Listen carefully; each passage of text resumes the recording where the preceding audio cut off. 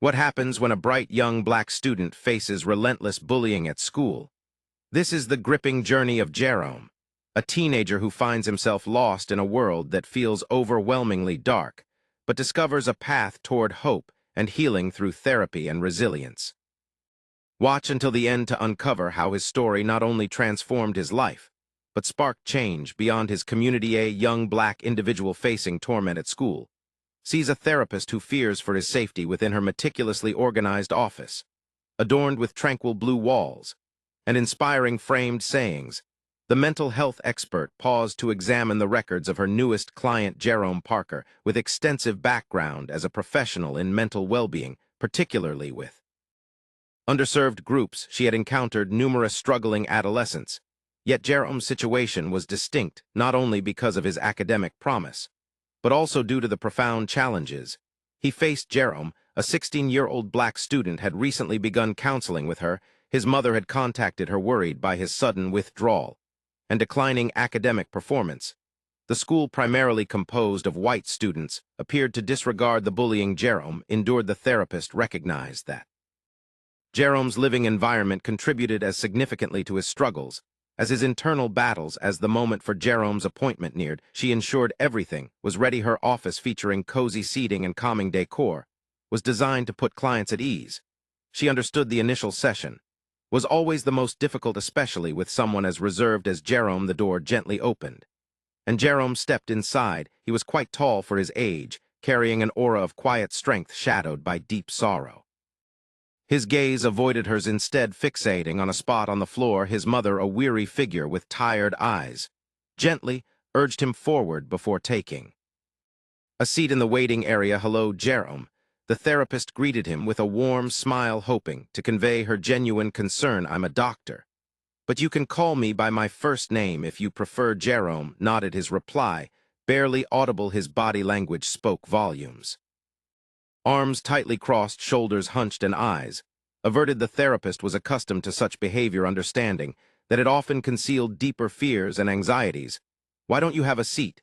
she suggested, motioning to the comfortable chair across from her desk. Jerome settled into the chair, still avoiding eye contact. The therapist knew that establishing trust would take time.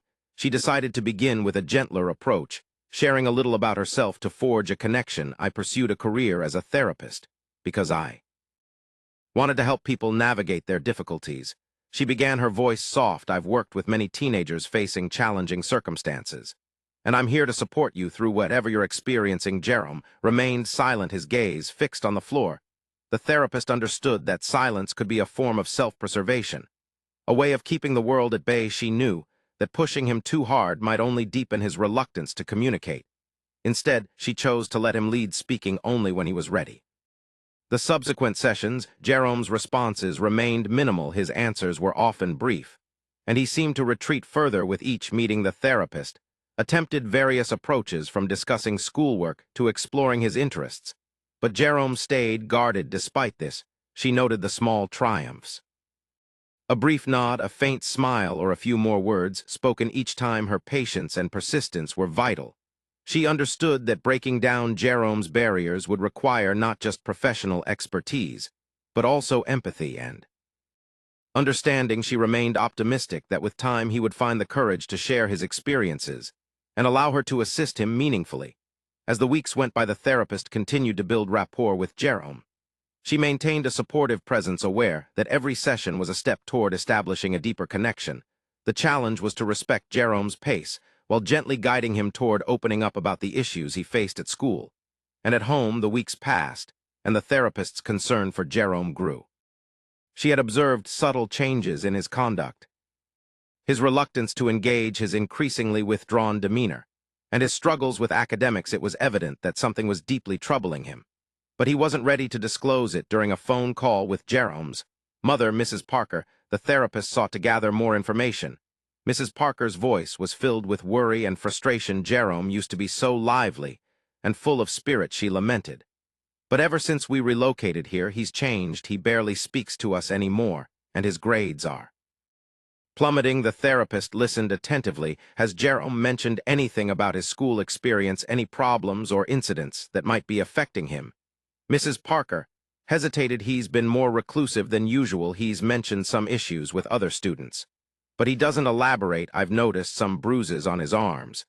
But when I ask, he claims he fell or bumped into something. The school hasn't been helpful. They say they need proof of the bullying to take action. The therapist felt a surge of frustration and empathy. I understand how difficult this must be for you. It's crucial that we address this issue. I'll reach out to the school and see what can be done in their next session, the therapist broached. The topic of school with Jerome. Jerome, your mom mentioned that your grades have been slipping and that you've been feeling more stressed lately. Is there something specific at school that's bothering you? Jerome's reaction was immediate. His shoulders tensed, and he shrugged his eyes, darting around the room. It's nothing, he mumbled. Just school, the therapist pressed. Gently, sometimes it helps to talk about what's going on. I know it's not easy, but sharing your experiences might make things a bit easier for you. Jerome's eyes were downcast. He was clearly struggling with the weight of his experiences. I don't want to talk about it, he said quietly. The therapist respected his boundaries, but remained resolute. She knew that gaining his trust would take time, and she had to balance her approach to avoid pushing him away. She continued to offer support, hoping that one day he would feel secure enough to open up outside the therapy sessions. The therapist began her efforts to address the bullying.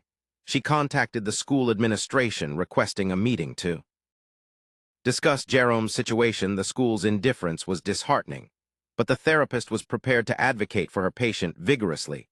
The school officials seemed uninterested in addressing the issue, and their dismissive attitude was a stark reminder of the systemic problems that often compounded the struggles of marginalized students. The therapist left the meeting feeling frustrated, but more determined than ever to find a solution for Jerome.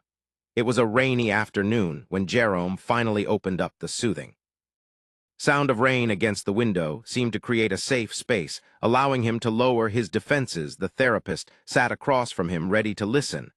I don't want to go to school anymore, Jerome said, suddenly his voice trembling. The therapist's heart sank. Why not, Jerome? Can you tell me more about what's been happening at school? Jerome hesitated, tears welling up in his eyes. They hate me, he said, his voice cracking. They call me names, push me around, and make fun of me. They say I don't belong because I'm black. The therapist's chest tightened with empathy and anger. No one should ever be treated like that. It's unacceptable. And you don't have to endure it alone. We're going to work through this together. Jerome's tears flowed freely now. I can't take it anymore. I just want it to end. The therapist leaned forward, her voice soft but firm. Jerome, I need you to promise me something. If you ever feel like you can't handle it, if you ever think about hurting yourself, you have to reach out. You can talk to me, your mom, or anyone you trust. Can you promise me that? Jerome nodded, his expression one of raw vulnerability. I promise. The therapist placed a comforting hand on his. We'll fight this together, Jerome. I'll do everything I can to support you and ensure that you're safe in the following sessions. The therapist focused on helping Jerome develop coping strategies and building his confidence. They worked on identifying triggers and finding ways to address the bullying.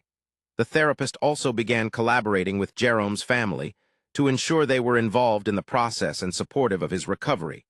The breakthrough was significant, but the therapist knew that the road ahead would be challenging. The bullying was not going to stop overnight, and Jerome would need continued support and advocacy to navigate the obstacles he faced. Despite the progress in their sessions, Jerome's distress began to manifest more intensely.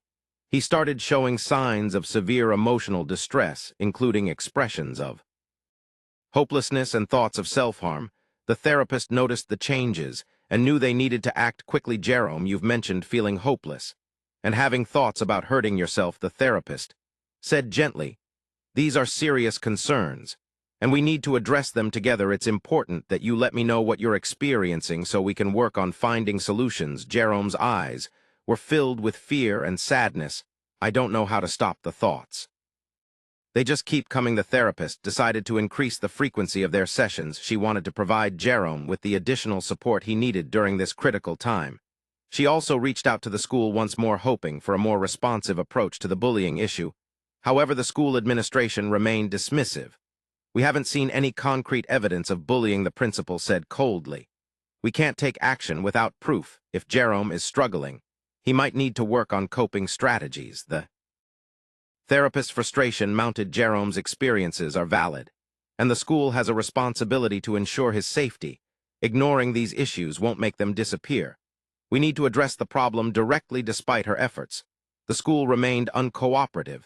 The therapist felt a growing sense of urgency to find alternative solutions for Jerome.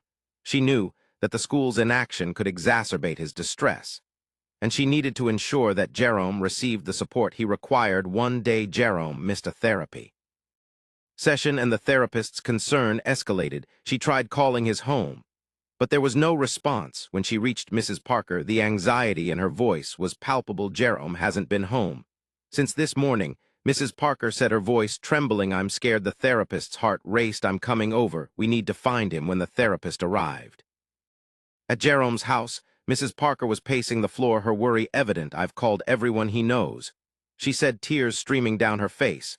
No one has seen him. The therapist's concern was mounting. We need to contact the police and start a search. Jerome's safety is our priority. They contacted the police, who quickly organized a search effort. The therapist, Mrs. Parker, and Jerome's friends began scouring the neighborhood, visiting places Jerome might go to be alone. The search extended into the night, the growing darkness adding to their anxiety. Every corner of the neighborhood was checked, every possible location visited. The therapist's worry was a constant weight on her shoulders, but she remained focused on finding Jerome.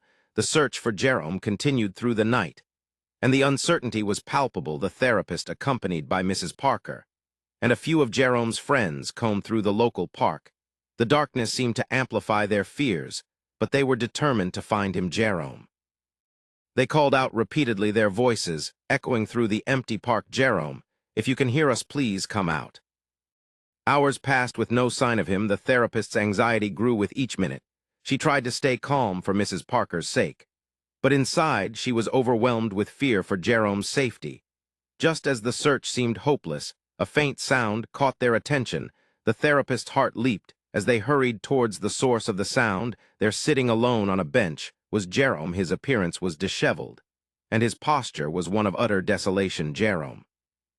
The therapist called out, rushing to his side, thank goodness we found you.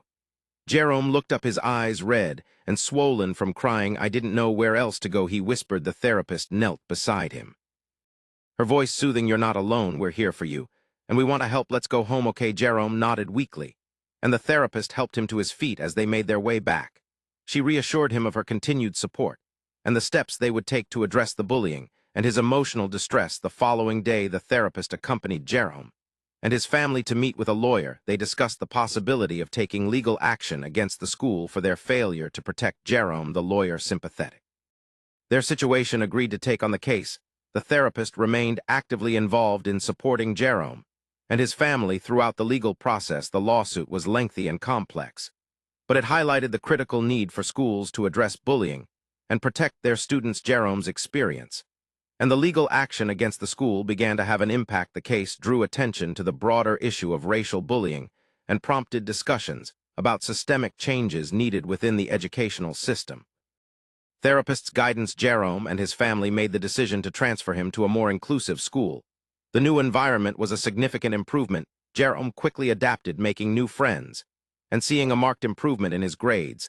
The change of scenery provided him with a fresh start and a renewed sense of hope. Jerome continued therapy with the therapist who worked with him on rebuilding his self-esteem and developing healthier coping mechanisms. They focused on processing his past experiences and equipping him with skills to navigate future challenges.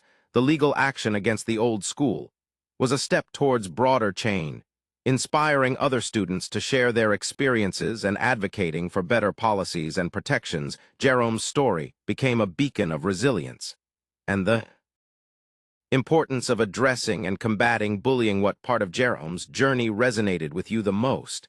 Share your thoughts in the comments.